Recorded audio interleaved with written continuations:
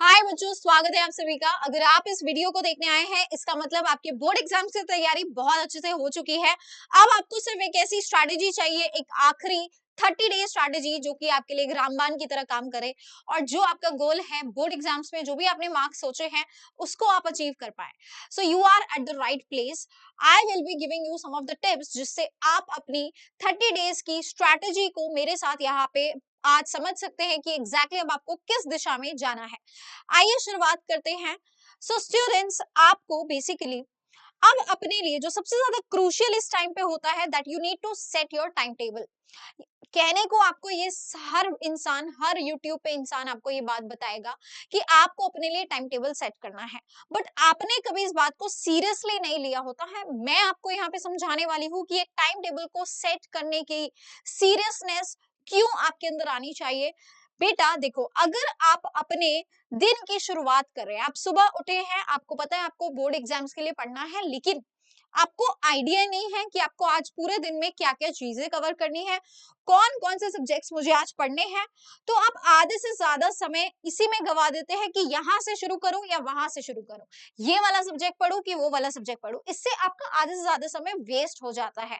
तो बेटा आपको एक proper time table, in fact I would suggest आप पूरे 30 डेज के लिए, अगर आप पूरे 30 दिन के लिए अपना टाइम टेबल सेट नहीं कर पा रहे हैं, तो इसको वीकली बेसिस या 15 डेज में भी आप ब्रेक कर सकते हैं। ऐसे करके भी आप अपने टाइम टेबल्स को सेट कर सकते हैं। बट एक टाइम टेबल होना बहुत जरूरी है जिससे आप अपनी परफॉर्मेंस को ट्रैक भी कर सकते हैं, क्योंकि जब आपको पता ही नहीं होगा आपको पूरे दिन में क्या पढ़ना है, तो आप अपनी परफॉर्मेंस को क्या ही ट्रैक करोगे। सो सबसे पहली चीज आपको करनी है कि आपको अपना टाइम टेबल सेट करना है।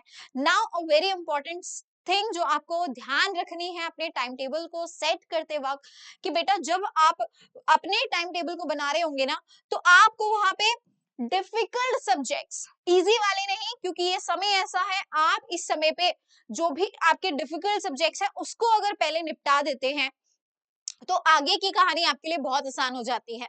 तो डिफिकल्ट सब्जेक्ट्स और डिफिकल्ट टॉपिक्स, सब्जेक्ट में भी कुछ ऐसे टॉपिक्स होते हैं जो हमें डिफिकल्ट लगते हैं, जिनसे हम घबराते हैं, जिनको हम रिवाइज करने से बार बार डरते हैं। तो हमें शुरुआत ही ऐसे टॉपिक से करनी है, क्योंकि आपका मैक्सिमम समय ले जाएगा।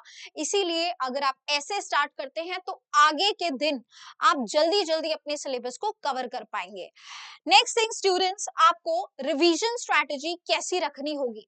देखो, अब आपके पास बिल्कुल ऐसा समय नहीं है कि मान लो आपको कोई चैप्टर पूरी तरह नहीं आता, मैं ऐसे सपोज कर रही हूँ कि एक पूरा चैप्टर आपने कभी पढ़ा नहीं, कभी देखा ही नहीं, तो आप क्या उसको फिर से वर्ड बाय वर्ड पढ़ने बैठेंगे। फॉर एग्जाम्पल अगर मैं बायो की बात करती हूँ, यार इतने लंबे लंबे चैप्टर्स हैं, आपके पास इतना समय ही नहीं है, तो ऐसे में आप क्या करेंगे जिससे उस चैप्टर के सवाल आपके अगर एग्जाम में आते हैं तो आप उसको इजिली निकाल लें। सबसे पहले तो आपको देखने होंगे वन शॉट्स। वन शॉट्स आपके काम को बहुत आसान कर देते हैं, तो हमें यहाँ पे वन शॉट्स का सहारा लेना होगा क्विक रिविजन्स के लिए। जैसे ही आप वन शॉट देख लेते हैं, उसके बाद आप क्विक एनसीईआरटी रीडिंग को अगर करते हैं, क्विक एनसीईआरटी रीडिंग लगाएंगे, तो एनसीईआरटी आपको एकदम ऐसे मक्खन की तरह समझ में आएगी, क्योंकि आपने वो चैप्टर या वो टॉपिक्स जो है ऑलरेडी पढ़ लिए होंगे, तब आपको एनसीईआरटी उठाने का कॉन्फिडेंस आएगा। अगर एकदम स्क्रैच से सीधा एनसीईआरटी उठाने जाओगे तो कॉन्फिडेंस नहीं आएगा। नेक्स्ट स्टूडेंट्स, आपके पीवाईक्यूज आपको करने ही करने होंगे। पीवाईक्यूज केवल इसलिए नहीं किए जाते कि आपके वही सेम क्वेश्चंस आपको रिपीट होने वाले हैं। पीवाईक्यूज करने का मेन पर्पस है कि आपको यहाँ से पेपर का पैटर्न पता चलता है, मोस्ट रिपीटेड टॉपिक्स पता चलते हैं। तो पीवाईक्यूज को अपनी रिवीजन स्ट्रैटेजी में बिल्कुल इन्वॉल्व करना है। कई लोग बोलते हैं मत करो, पर आई वुड सजेस्ट करिए, क्योंकि पीवाईक्यूज आपको बहुत हद तक हेल्प करते हैं, स्पेशली आपके बोर्ड एग्जाम्स में। नेक्स्ट आता है स्टूडेंट्स आपके सैम्पल पेपर्स, जो कि मस्ट हैं। कम से कम हर आपके सब्जेक्ट के आपने 10 सैंपल पेपर तो किए होने चाहिए एग्जाम में बैठने से पहले। तो अभी के अभी सैंपल पेपर अपने खरीद लो अगर आपके पास नहीं है, and start doing the sample papers.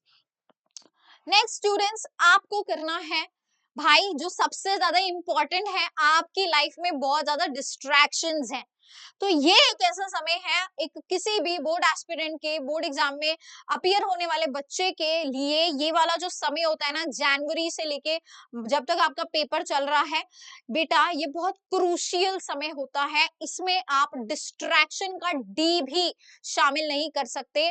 तो जितने भी आपके एक्सेसिव मोबाइल में एप्स हैं, जितने भी एक्सेसिव आपकी जिंदगी से लोग हैं, उन सभी को कट कर दो, डिलीट कर दो, ब्लॉक कर दो बेटा।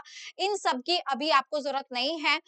आपको सिर्फ उन्हीं लोगों के टच में रहना है जो आपके टीचर्स हैं, जो एडुकेटर्स हैं, जो लोग हैं, जो आपके ऐसे स्टूडेंट्स आपके साथ होंगे जो आपको एग्जाम में कहीं ना कहीं से हेल्प कर रहे हैं। मान लो अगर आप किसी के साथ ग्रुप स्टडी कर रहे हो तो ठीक है, अदरवाइज एक्स वाई जेड अगर कोई भी आलतू फालतू के लोग हैं यार, हटा दो उनको अपनी जिंदगी से। अभी आपको उनकी बिल्कुल जरूरत नहीं है। लाइफ में इस तरह का सेल्फिश होना बहुत ज्यादा जरूरी होता है। तो बेटा, कहने का मतलब है अगर डिस्ट्रैक्शंस को हटाना है तो आपको कई सारे लोगों की जिंदगी से डिसअपियर होना है। अपनी लाइफ से नहीं होना, लोगों की जिंदगी से डिसअपियर हो जाओ, गायब हो जाओ। पता ही नहीं होना चाहिए कि भाई ये बच्चा जो है या ये बच्ची जो है ये जिंदगी में कर क्या रही है। अपनी लाइफ की अपडेट आपको केवल अब रिजल्ट के बाद देनी है, ठीक है। तो ये 2 महीना आप ऐसा समझिए ये बैक स्टेज वर्क चलने वाला है। आपको देखो, जब भी आप किसी परफॉर्मेंस को देखते हो स्टेज पे, आपको कोई आइडिया नहीं है कि बैक स्टेज पे क्या है, लेकिन सब खड़े होकर ताली बजाते हैं ना।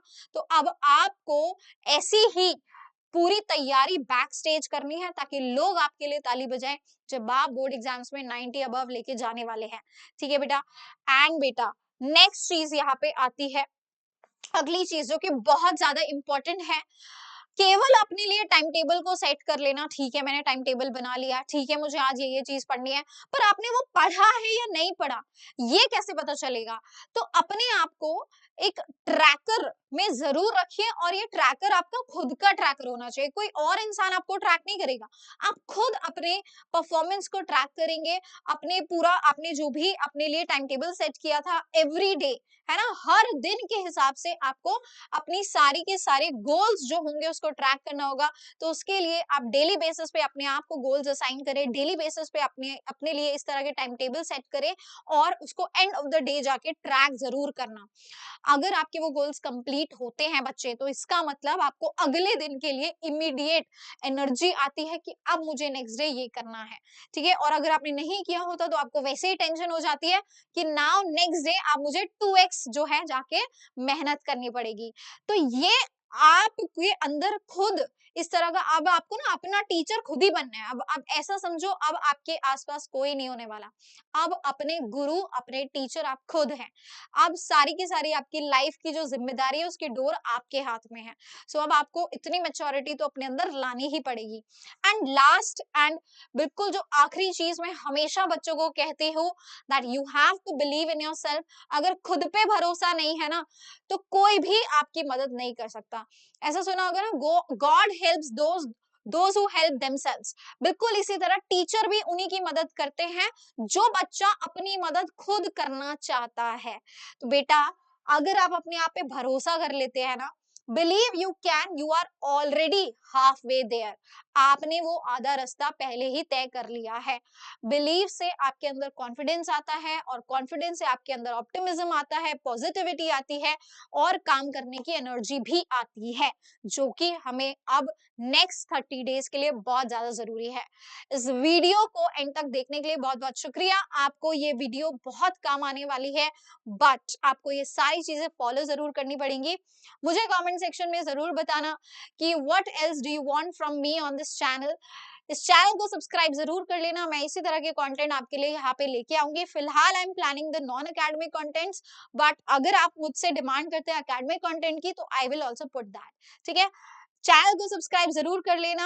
It's a new channel, so support आपका लगेगा बच्चे। एंड यस, शेयर कर देना वीडियो को ज्यादा से ज्यादा। Thank you so much, bye and take care.